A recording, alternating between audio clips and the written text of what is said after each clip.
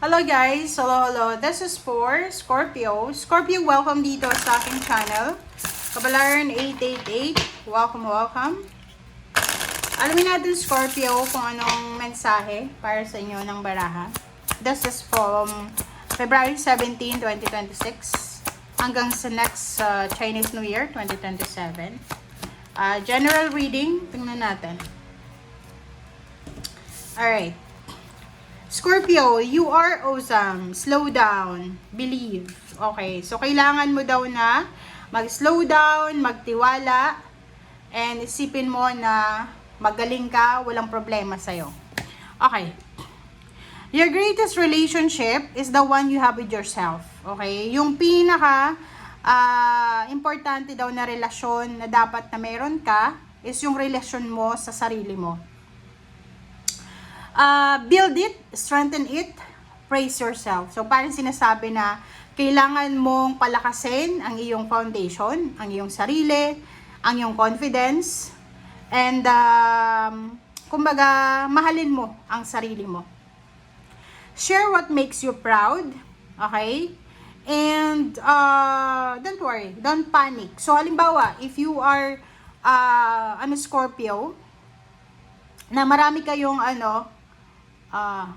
hindi. If you are Scorpio na parang, tawag dito, marami kang naririnig na mga kung ano-anong negativity sa paligid mo, family, trabaho, friends, sa acquaintances mo, if marami kang naririnig na, ay, si Scorpio, ganyan, no, just shake it off, isipin mo na walang problema sa'yo. Okay, slow down. Sinasabi ng baraha dito, Scorpio, na when it feels like our world is spinning out of control, so halimbawa lang na pakiramdam mo na hindi mo masyadong makontrol ang nangyayari sa paligid mo. Yung parang kahit anong gawin mo, hindi mo pa rin makuha yung gusto mo. Okay? Mabilis kang magalit, mabilis kang mairita, mabilis kang mawala ng interest, parang ganon. Ibig sabihin, kailangan mo ng balanse. Ibig sabihin, imbalance yung sarili mo, paligid mo, or sa lahat. Sinasabi ng barahan na to na pag feeling mo parang bulilyaso lahat yung plano mo, kailangan mo daw na mag-meditate. Kailangan mo mag-pray. Kailangan mo daw na tumahimik.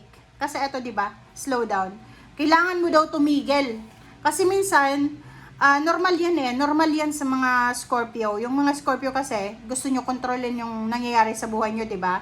Yung parang gusto mo na kailangan umayon yung plano mo sa pangyayari. Like, next week, ganyan yung gagawin mo. Dito sa barahang to, sinasabi na sa taong ito, possible ka na magkaroon ng mga struggles or magkakaroon ka ng pakiramdam na hindi pumapabor sa'yo yung pagkakataon. So, sinasabi ng baraha sa'yo dito, tumigil ka, magpahinga ka. Kung pagod ka, magpahinga ka. Kung feeling mo exhausted ka, overwhelmed ka, feeling mo wasted yung energy mo, parang wala nang nangyayari sa buhay mo, magpahinga ka. Okay? Just slow down. Just be at peace. Okay. Okay, next natin is believe. Magtiwala ka daw. Magtiwala ka daw, Scorpio. Dito sinasabi ng baraha na there's magic all around you. May magic daw, may milagro na nakapaligid sa'yo. So, ibig sabihin nito, sundin mo daw yung sinasabi ng iyong intuition, ng iyong pakiramdam, and magtiwala ka sa kung ano yung sinasabi ng puso mo. Once daw, na yung pangarap natin, or yung feelings natin, ay align sa plano ng Panginoon, lahat daw yan mamamanifest. Okay? So, sinasabi ng baraha sa'yo dito na everything is possible. Believe, have faith, and kung halimbawa na pagod ka na kasi parang feeling mo everyday ka nang nag-hustle, 'di ba? So, much better magpahinga ka muna. Kasi pag well-rested tayo, 'di ba? Pag pagod tayo, gutom, lalo yung katawan natin, yung isip katawan, yung puso, pagod yan, hindi ka talaga makakagawa ng tamang desisyon. So, much better magpahinga ka. Okay?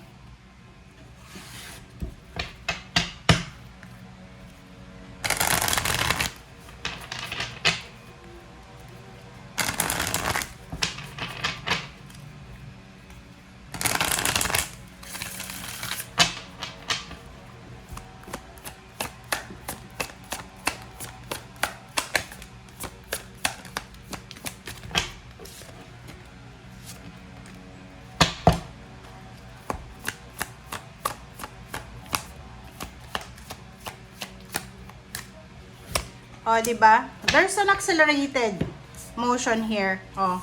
Ang sinasabi ng 3 cards na to, 382, Scorpio, na maraming magsisimula sa buhay mo. Magsisimulang trabaho, love life, pregnancy, magsisimulang plano, like bahay, gusto mong patayo ng bahay, mag-travel, magtrabaho sa ibang bansa, or anything.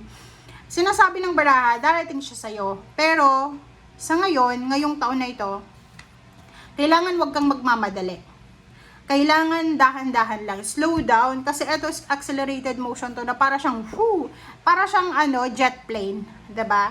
So, sinasabi ng baraha sa'yo na wag tayong magmamadali na magdesisyon. Wag kang magmamadaling magpakasal.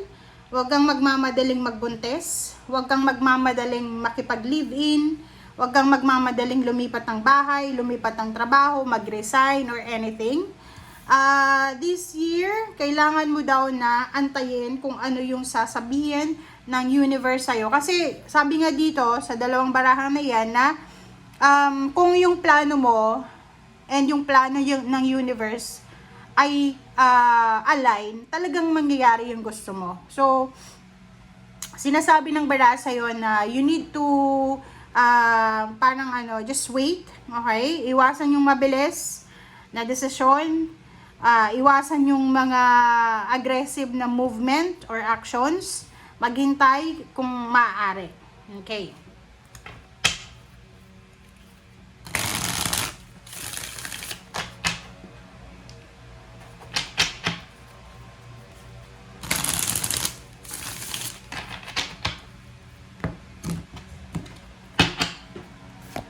Okay. The World card.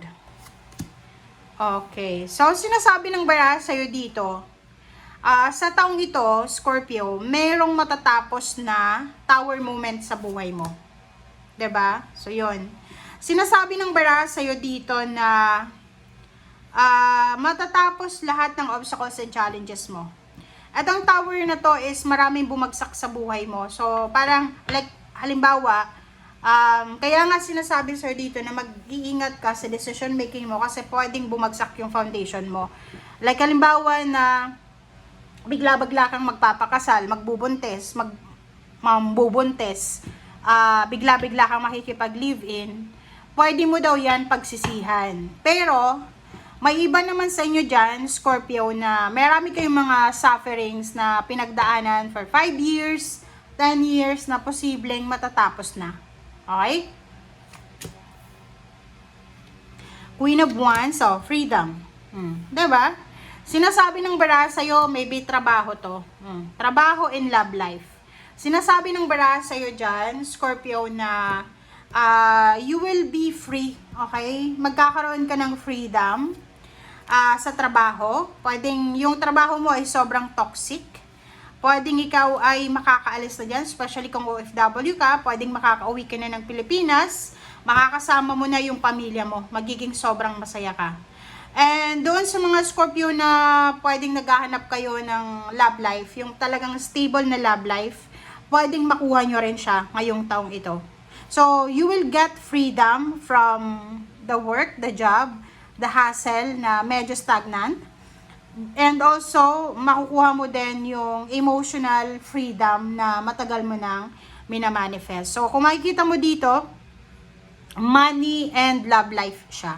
So, congratulations sa'yo kasi isa ka sa mga zodiac signs talaga na nakikita natin na magtatagumpay kayo sa usaping business, job, career, or sa love life, no? Halimbawa, kung matagal ka ng single mom, single dad, pwedeng makatagpo ka, makakilala ka ng tao na pwedeng maging partner mo for life, or siya yung tao talaga na makakatulong sa'yo para makarecover ka sa kung ano man na emotional pain na pinagdaanan mo. Okay? So, yung plano mong pagpapakasal, dahan-dahan lang muna ha. Basta slow down ngayong taong ito. Darating yung freedom na minamanifest mo, but you need to slow down. Okay? Huwag magmadali, huwag masyadong excited. Thank you guys. Bye!